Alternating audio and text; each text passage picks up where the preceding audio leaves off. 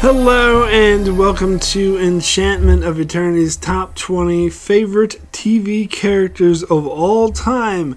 This video is a Patreon requested video requested by patron Ricky. Ricky, thank you so very much for your request, even though you really don't make it easy for me.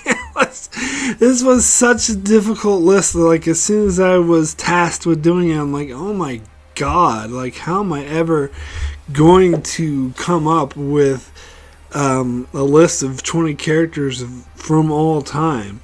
But one of the things that I immediately decided to do that would make it easier for me and narrow it down, and after I made this decision, it made it so much easier.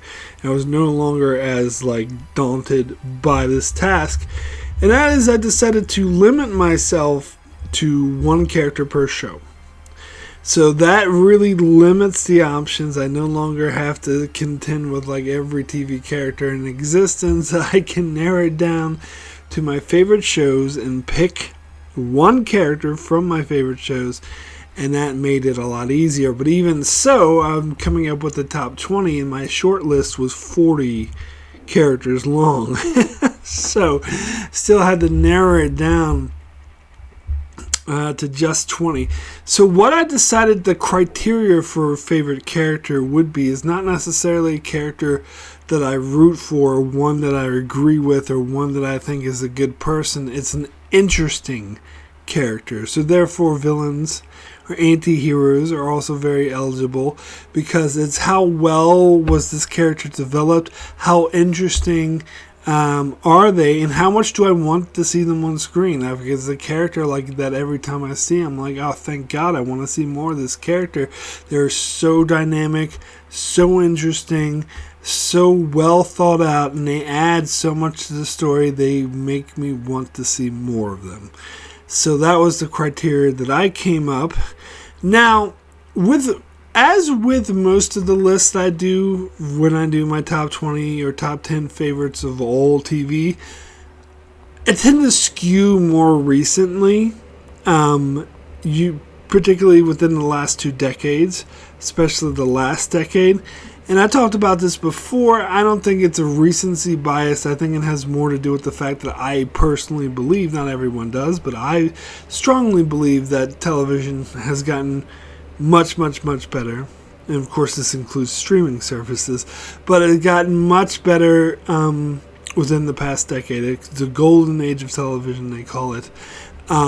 So I did consider some characters from the 90s, not really 80s or anything earlier than that, but really not many made it. It's mostly the recent stuff, and that's just because I think that television's gotten better recently.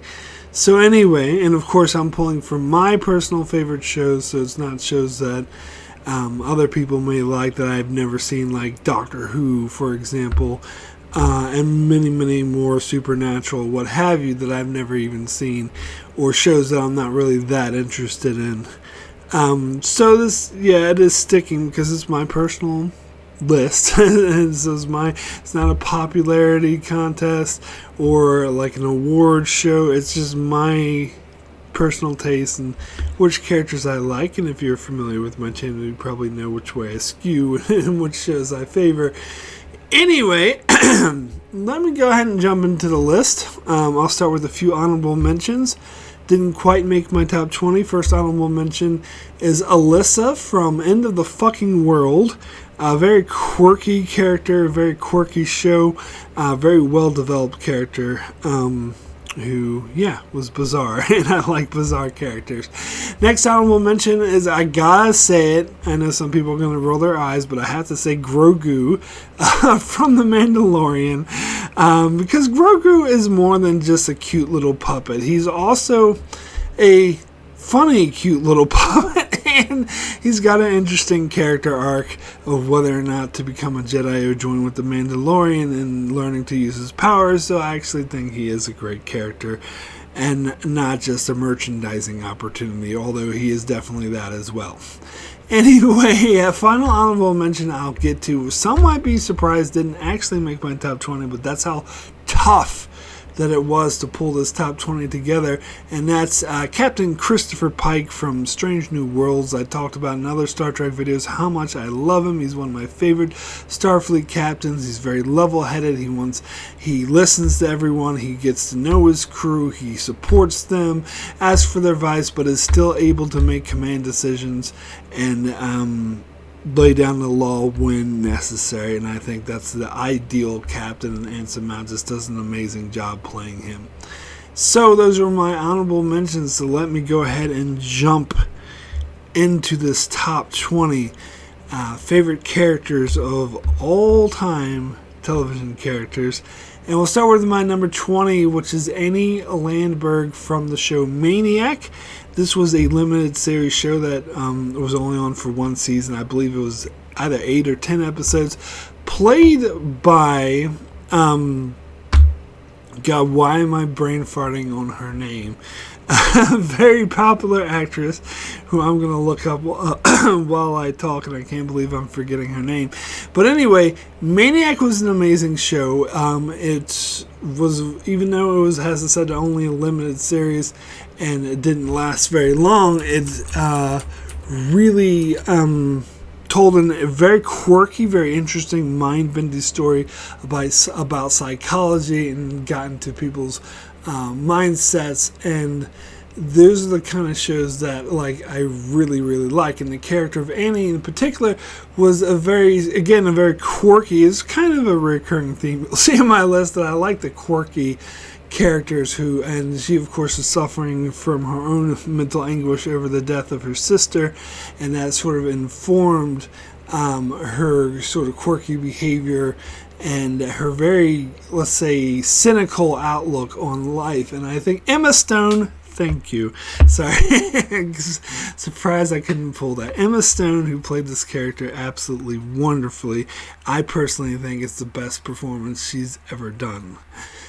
So next we'll get into my number 19, which is Wanda Maximoff from WandaVision.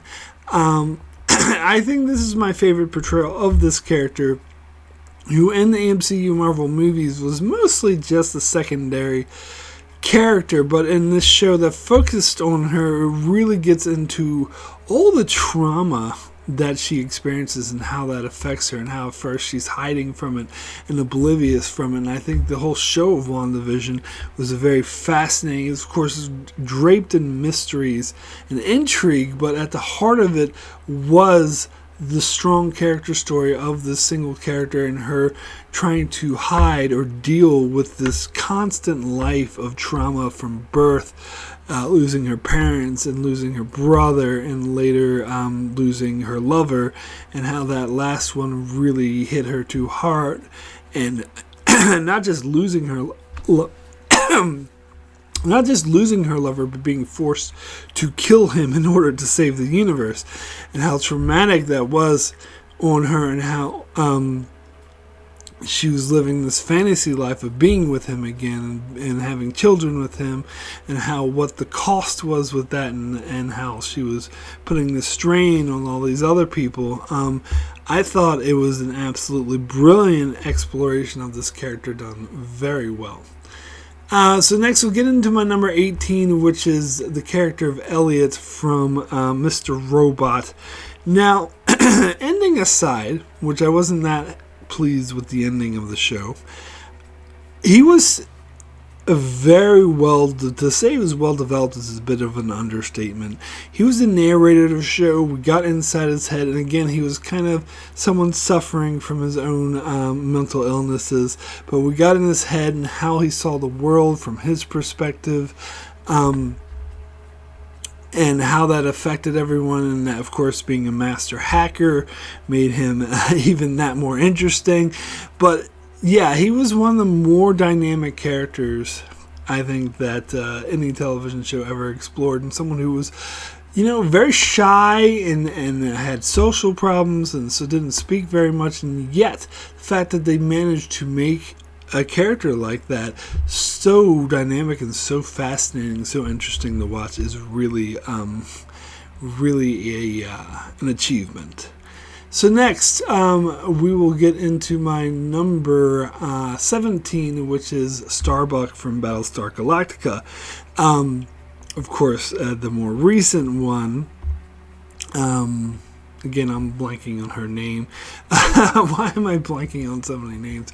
The actress who played her, so now I gotta look this up. But anyway, she had her own sort of issues, and she was very reckless and very temperamental, and which made her a very unpredictable character to watch. But also, even though she was very violent and curmudgeon, she was someone that you could really, really root for, someone that you could empathize with. Katie Sackhoff, thank you. I keep forgetting people's names. But Katie Sackhoff, yeah, does an amazing job in this role, and she did really add a lot to the show.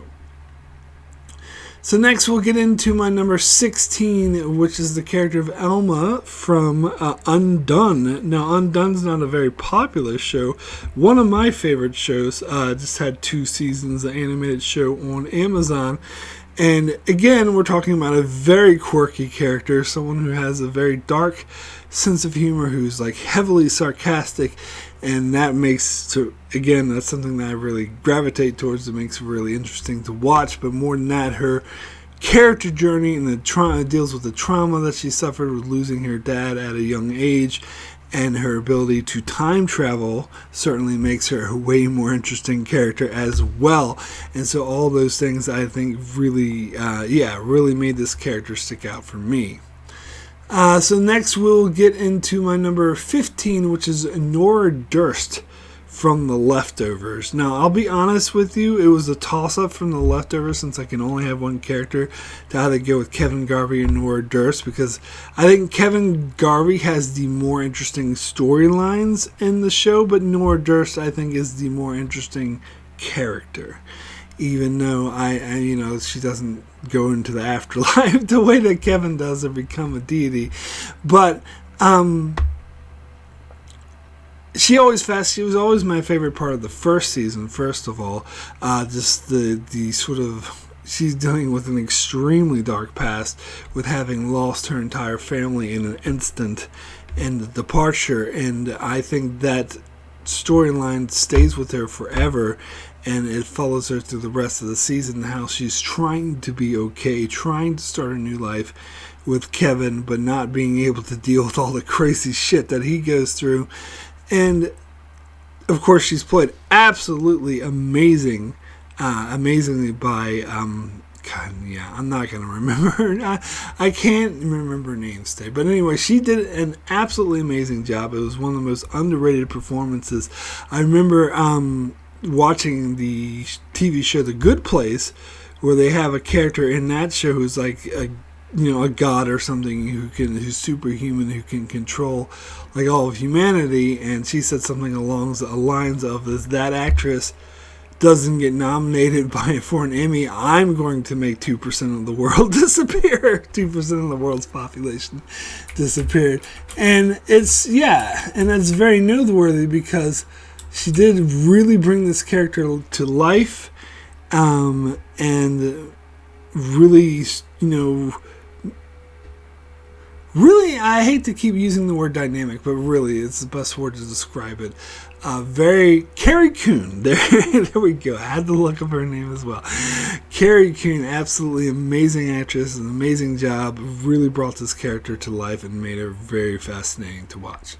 So next we'll get into my number 14, which is 7 of 9 from Star Trek Voyager. I had to put 7 of 9 up there, even though I know a lot of people focus on the fact that she's brought on the show for sex appeal and put in these skimpy outfits. And I think really, if that's all people take away from this character, they're missing out on the amazing writing and the amazing acting and the dynamic portrayal of a really complex character. In the Star Trek world, taking a Borg and having them removed from the collective and suffering from the trauma of the separation the same way a heroin addict would go through withdrawals was a very fascinating way to take this character, yet in seeing her integrate into the Voyager crew and having this very different disposition from the rest of the crew that was based on her Borg past, but at the same time learning to appreciate Starfleet and learning to actually appreciate being human and not liking the Borg anymore and wanting to stop them, but bringing this different perspective that was usually seen as more flat and brutal than what most Starfleet officers are willing to do with, but yet having this different perspective that oftentimes actually brought a greater knowledge and a greater good to the Voyager crew, and I think it was portrayed absolutely amazingly well. So next we'll get into my number 13, which is the character of Hannah from the show Hannah. Not one of my favorite shows. It is a show that I did like and appreciate, but mostly because of this character. It was based off a film, and I think the show was much better in the film. That a character who was kind of genetically engineered from birth to be an assassin, but taken away from the secret government program and raised alone by a former assassin himself, but in the wilderness. But once she becomes a teenager, older teenager, I think 17 or 18, is discovered and forced to strike out on her own and sort of discover what it's like to be a human being, at the same time having these superhuman strength in order to be this badass assassin and having to fight off all these other assassins, while at the same time learning what it's like to be a teenage girl. And I think that exploration was always amazing through the first season, when she had to deal with the situation with her father, and then in the second season when she had to deal with the situation of her best friend, and then in the third season had to deal with the situation with a lover. I think those three different dynamics were explored absolutely amazing well, and I think this actress did an amazing job. And I'm not going to look up her name because I never knew it. Anyway, next we'll get into my number 12, which is Walter Bishop from Fringe. Yes, so Walter Bishop played amazingly well by John Noble, remembered him, from Lord of the Rings, and he did an amazing job. This character was funny, quirky, really, had a lot of silly jokes because he was, a bit demented and a bit old, but the super genius at the same time, kind of the typical mad scientist character, which is, I think, what they built the whole show off of. And god damn, did John Noble ever did an amazing job playing this character. I think if you had any lesser actor in this role, the whole show would have fell apart. But more than that, you could empathize with him. He wasn't just a flat, humorous, mad scientist. He actually had a lot of heart behind him, having lost his son at a young age. Oh, spoilers for Fringe. But lost his son at a young age and pulled a duplicate from a parallel universe to become his actual son, and how that caused a whole parallel universe crossing war. You really got into the mindset of the character and the heart of this character and what really made him tick. And absolutely fascinating character. So next we'll get into my number 11, which is Nadia from Russian Doll. Now, I loved Russian Doll. This is mostly for season 1, though. I wasn't that big of a fan of season 2. But I didn't think that season 2 hurt this character from being in my list. Maybe she would have been higher if there wasn't a season 2. But the main thing I love about Russian Doll, well, other than the fact they did a time loop story and managed to stretch it out over an entire season of television, which I was amazed that they were able to pull that off. But the main reason why they were able to pull this off was because the characters were so fascinating, were so dynamic, particularly the main character, Nadia, who, again, very, very quirky character. I said this would be a recurring theme, but I think actually she's probably my favorite quirky character out of all of them on this list. She's always very quippy, had a very loose, very party-like attitude on everything. Yet the show still managed to really get into her psyche and her mindset and her emotional well-being and the trauma that she experienced earlier, and how being stuck in the time loop really changed her character, even though she remained quirky and really funky and loose with everything, but she was still had this great character journey throughout, and learning to become someone different. Absolutely amazing character, in my opinion. So now we're getting into my top 10, into the nitty gritty. Again, this list was very hard to come up with, but we'll come up to get to my number 10, which is Desmond Hume from Lost. Now, Lost, again, was a really tough one just to pick one character, because you had Ben Linus, you had John Locke, and then you had freaking even Jack Shepherd. But I have to stick with Desmond Hume. Mainly because the story writing among this character was the best. You know, when there was a Desmond-centric episode, last season notwithstanding, because last season's not worth mentioning at all, but you know, other than that, you know, if there was a Desmond Hume episode, that it was going to be one of the best episodes of the show. Because they handled this character so well. Not just was he really interesting, and a really dynamic character. He was a tragic character, very tragic character, who had a tragic backstory with losing the love of his life and then being stranded on an island, but there for a greater purpose, to push this button to save the world, which gave him these magical powers that he could travel through time with. And that, of course, is what led to all this amazing storytelling, and they were able to craft such emotional, tear-jerking storylines around this ability to time travel and utilize this character, I think, better than even some great characters from the show like Ben Linus or John Locke. So yeah, I had to go with Desmond Hume, and he is my number 10. So next we'll get into my number 9, which is Oberyn Martell from Game of Thrones. Now, Oberyn Martell might seem like an odd choice when there's Tyrion, there's Jon Snow, there's Arya Stark, there's Daenerys Targaryen, and believe me, I did consider a lot of those characters, but the problem with all of those characters is they were all ruined by the final season. Each and every one of them. Every single character, the Hound, what have you, every single character who was great throughout the series run of Game of Thrones was ruined in the final 2 seasons. So I had to pick a character who died before we got to the final 2 seasons. So out of those characters, you know, there's a lot of choices. Ned Stark, Stannis. But out of them, I think Oberyn was by far the most interesting. Even though he was only in 1 season, he left such a strong footprint on the show. In fact, this character propelled Pedro Pascal into stardom, and to being in movies and becoming the Mandalorian and the Narcos, because he did such an amazing job and was able to make such a huge impact.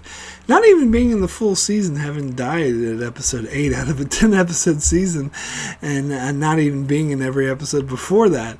But goddamn, was this character really fascinating to watch. Really had, again, a kind of, I'm not going to say the word quirky, but a kind of loose, sort of fun output on life, and even in serious things, because his whole driving force was to get revenge for his sister's death. But he, you know, was very just honest and out there, and would do whatever it took to accomplish that goal, and even standing up for Tyrion and being his champion. So yeah, I have to go with Oberyn Martell, and he was such a fascinating character. He's all the way up in number 9 on my list. So next we'll get into number 8 on my list, and that is Data from Star Trek Next Generation. And maybe I'm biased because I'm watching Next Generation right now and going through how in the earlier seasons he was just like your typical android character who would sit there and come up with the technobabble and, you know, save the day or be very smart or funny sometimes with his naivete about how emotions and humor works.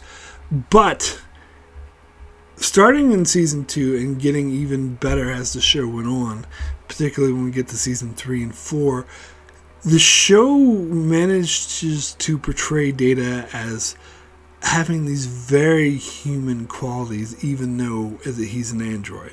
So he has these qualities, like he creates a daughter for one episode that he loves.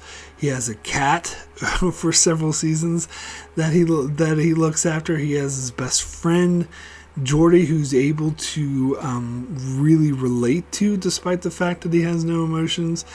And so they add all these elements to him that makes him have these human qualities, but through the lens of being an android.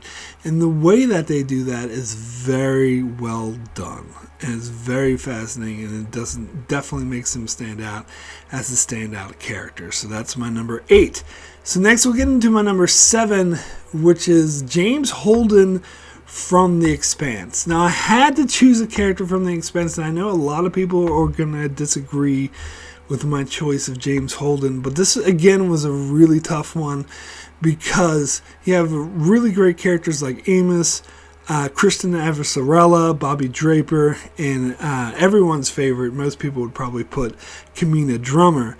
And I do love all those characters, but I think those characters weren't always consistently the best. Like, for example, Kristen Avasarala is really great in the first 2 seasons, but then in the later seasons, particularly 4 and 5, she wasn't as interesting.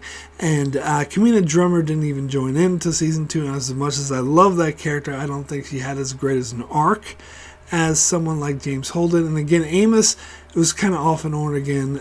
He's definitely a great character, but I don't know if I'd say he's the standout, and probably same with Bobby Draper. And so I really had to go with James Holden because he had the strongest character journey throughout the entire show. I think he was the main character who was consistently good in every season. He got better as well in later seasons as he had to deal with very strange things with having Miller inside of his head and how that affected him and how he thought he was going crazy and having to deal with that, and then like having to basically go through his own character journey, starting out as someone who thinks that the public should know everything and is on a crusade to do what's right, but then being traumatized by his experience with almost dying, and then having, going through this trauma of like just this uncontrollable fear of just wanting to kill everything protomolecule related, to growing out of that and growing out of both of those experiences and becoming a much smarter man who by the end of the show is able to do the right thing and outsmart Kristen Avasarala politically to do the right thing and make Kamina Drummer the president rather than himself. So yeah, I do have to go with James Holden, and he was such a great character that he's all the way up at my number 7. So next we'll get into my number 6, which is Dr. House from House MD. Not one of my favorite shows. There's other shows that I've already talked about that I definitely like more than House, such as The Expanse, for one, Game of Thrones, The Leftovers, and probably more. But what I always liked about House was House himself. And when I'm looking at just the character and not the show, it really propels him all the way up, because the character is definitely what made the show. Because the show itself, particularly in the earlier seasons, was very formulaic, where it was just like had basically the same plot line in every episode. I think later seasons did get better, where it had the ongoing storylines with character stories. But even throughout all of that formulaic storytelling, the character of House was always fascinating, like totally addicted to watch. To see a character that cynical and that much of a sarcastic ass, first of all, it was hilarious, but secondly, they earned that disposition with his backstory. And with the more you got of his backstory, the more you understood why he was that way, and how even though that he was such an asshole to be around, he often would ultimately do the right thing and saved so many lives. But it made it so fascinating to watch his interactions with everyone. The fact that he was so sarcastic, but then in later seasons you dealt with his trauma, which I thought was extremely relatable, with it going through a really rough breakup and how that affected him. So I love the character of House, so he is my number 6. So next we'll get into my number 5, and again, maybe I'm a bit recency bias with this one because this is the most recent show I've watched. But my number 5 is Loki from Loki. And I think this character is definitely more interesting than in the films. Even though I liked him in the films, particularly the later films, but I think the show itself took this character in such a different direction and had him go through a really strong, really believable character story throughout only 2 seasons, where you really buy his change of character from being this supervillain who wants to rule the earth and subjugate everyone there, to someone who is, spoiler for the finale, who's willing to sacrifice himself to save the universe. And do the one thing that he absolutely did not want to do, and that is to be alone for the rest of eternity. And I think the way that they earned that journey was really well. On top of that, of course, Tom Hiddleston does an amazing job playing this character. Again, he is another sort of quirky, sarcastic character who's fun to watch and fun to be around. But I think what puts him above some of these other quirky characters on my list is the fact that his character journey was done so well, and that you really get in the mindset of this character. So God, I'm starting to notice I favor curmudgeon characters, because next on my list, my number 4 is BoJack Horseman from BoJack Horseman. Even though he's an animated talking horse, he's one of the most dynamic, fleshed out characters in television, in my opinion. And again, he's, particularly in the first couple seasons, which was more comedic, he's definitely hilarious to watch. The fact that he's always a sarcastic ass, and again has a very cynical look on life, and was kind of beaten down. But more than any of the characters I mentioned so far, this show really gets into his backstory. It really delves deep into his psyche and makes you understand exactly why he is that way, why he is such a curmudgeon, why he's so cynical, why he has such a terrible outlook on life, and gets addicted to drugs. And the journey he goes through, the show is so fascinating to watch. And what's very clear, and something that I think the show wanted to make very clear, is that this is not a hero. This is not a great guy. Constantly, the show's reminding you that he is not a good person. He's done lots of terrible things in his life, and he continues to do it. In fact, his main journey is the fact that he constantly berates himself for being a piece of shit, for doing these horrible things, yet is unable to stop doing them, which is what makes the journey of this character so fascinating. Of course, spoilers for the final season, he does become a better person, but then his past catches up with him and ruins him, and he has to deal with the consequences of his past. Was such a fascinating twist. So yeah, absolutely amazing character, BoJack Horseman. So next we'll get into my number 3, which is Walter White from Breaking Bad. And talking about anti-hero characters who are not good people, that is definitely Walter White. Walter White is definitely not someone you think is a good guy. He starts off as a high school chemistry teacher who finds out that he's terminally ill, and he wants to earn money for his family, so he decides to use his chemistry knowledge to become a drug kingpin lord and cook crystal meth, which is what eventually happens. He becomes this well-known drug kingpin figure, Heisenberg. And The thing is that there's many of times throughout the show where, and they made this clear from the very first season, where he could have had the money for his family. He could have had the money to fight the cancer. He could have had the money to leave his family, but the ways in which he would get that money would hurt his pride.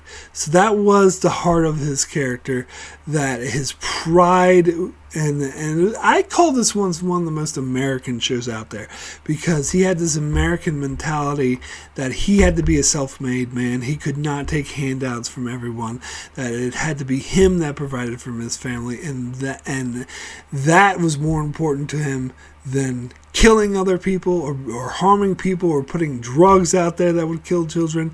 It was more important to him that he was the one that provided for his family, and that was, of course, his major downfall. And you got a lot of intricate and dynamic details, like his relationship with his son and his relationship with his wife, and how he did really care about him. But ultimately, his pride was the most important thing. And throughout the entire show, he was trying to convince himself that he was doing it for his family, until the end of the show, he finally was able to, when he was near the end of his life, he was able to finally come to the truth. He did it for himself because it was fun and made him powerful. And that was one of the best character journeys ever written in any storytelling medium I've ever seen. So next we'll get into my number 2, staying in the same universe. I'm actually, putting him above Walter White, Jimmy McGill / Saul Goodman from Better Call Saul. Now, Saul also, his character journey and his dynamics was just as interesting, just as fascinating, just as complex and dynamic.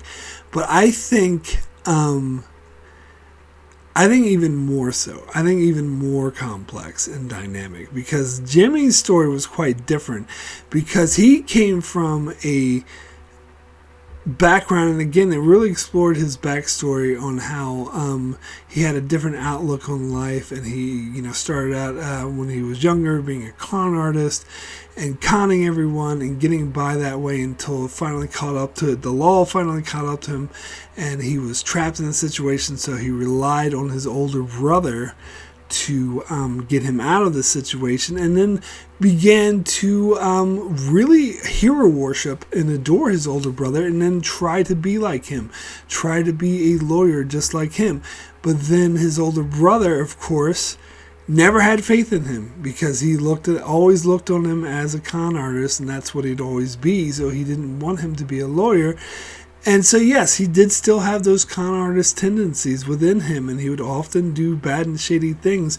But the fact that his brother actively started attacking him and wouldn't support him just made him worse. And then you had the character dynamic with him and Kim, who also had her own issues, is also a great character. I'll very nearly put on this list. If I could put more than one character per show, she would definitely be on this list too. And then the give and take relationship between them would take me way too long to get into in this short video. Just suffice to say, it also made him want to be a better person, but at the same time making her a worse person. And they had a very sort of troubling, very dysfunctional relationship that was absolutely fascinating to explore, and then to see. And then, of course, this show was about his downfall and how he would become from a nice guy to this despicable, sleaziest lawyer you could possibly imagine. And then in the final season, again, spoilers for the final season, turning that around and him finally realizing where he went wrong, and admitting and chopping up to what he did and facing the consequences for it. Amazing character journey, amazing characters. So that's my number 2. So finally we'll get into my number 1. Tough to do. Character in television history, and that is Garrick from Star Trek Deep Space Nine. Now, granted, Garrick was a supporting character. So his backstory and his journey and his complexities was not explored as much as some of the characters I just talked about, who were the stars of their show, who in fact had the show named after them. But I had to put him at number one anyway, because he was the character. I think the fact that they did show him so seldomly and held him back a lot made it so much better when you did get to see him. Every time he popped up, you're like, oh, it's Garrick! You know this is going to be great. And Garrick was, again, played absolutely amazingly well by Andrew Robinson. Was, again, a very shady character with a espionage background from the, a Cardassian loyalist from the Cardassians are not good people, participated in the Holocaust and a genocide of people, and he was complicit in that. Yet, he was definitely not a good guy. Like, that was what made him so fascinating, yet he would work with the good guys. But he would, again, corrupt them, used very well in the one of the best episodes in the entire Star Trek franchise, in the Pale Moon Light, where he worked to do a very good thing to stop a very violent war that was killing, trillions of people, if not millions. I'm not sure what the exact number, but it was threatening. So many people were dying, and he was able to do something that would help avert the war and save a lot of lives. But the thing that he did was so despicable, and he was able to, because he had no moral compunctions and he could just see what needed to be done and didn't see things in forms of right or wrong or morality. Those were made up things to him. And of course he had a lot of amazing quotes throughout the entire show, such as telling Bashir that everything was true, and when Bashir asked even the lies, he answers especially the lies. I'm not sure what that means, but it's awesome. and of course, there's a lot of awesome other quotes, such as taking on the boy who cried wolf and saying the real lesson to learn from that is never tell the same lie twice. And yeah, just, he was such a great character. So fascinating, so sleazy, and then ended up having a tragic ending. And even though he was such a dark character with such a dark past and such a twisted sense of morality, you often would root for him. You would want him to win, and because when he won, the good guys won, yet he got there in such despicable ways, and I think that is like a real achievement in story writing. So that is my number one favorite character in all of television, Garrick from Star Trek Deep Space Nine. So, my God, that was such a hard list to do, and I could change my mind, especially with some of the specific rankings and with the order I have them in from day to day. But that is finally what I came up with. So thanks so much for watching. Thank you so much for Ricky for requesting this video, even though it was very hard to do. And thank you, of course, to all those that support me on Patreon. I'll just give you a quick shout out because your support is so much appreciated. It just really humbles me. I'm just really thankful for all those that support me. So just a quick shout out to Greg Marley, Francisco, Chuck Hooks, Kyrie091, Anthony D. Benedictus, Ricky, Manny Jester, Joel Valls, Alessandro Miguelcio, Norman Buchwald, Stephen Kennedy, Brenton Berg, Allison Fordyce, and Brandon Neal House. Thank you so much for your support, and thank you to everyone who is subscribed to my channel, who likes my videos. Your support is also very much appreciated. It is anything that helps me can keep doing this channel. And if you're not subscribed, check it out. If you like what you saw, if you like the other videos I saw, please leave a thumbs up. Thank you so much for watching. And be sure to check out my channel as I continue to cover many of these shows I mentioned on this list. And of course, I have videos out there for all these shows, or most of them. And I am continuing to cover Star Trek The Next Generation, episode by episode, into Season 2 at the moment. So you can check that out. And just check out my channel periodically, as I have many videos on many more shows as well. So be sure to subscribe so you can keep up with all of that. And thanks a lot for watching.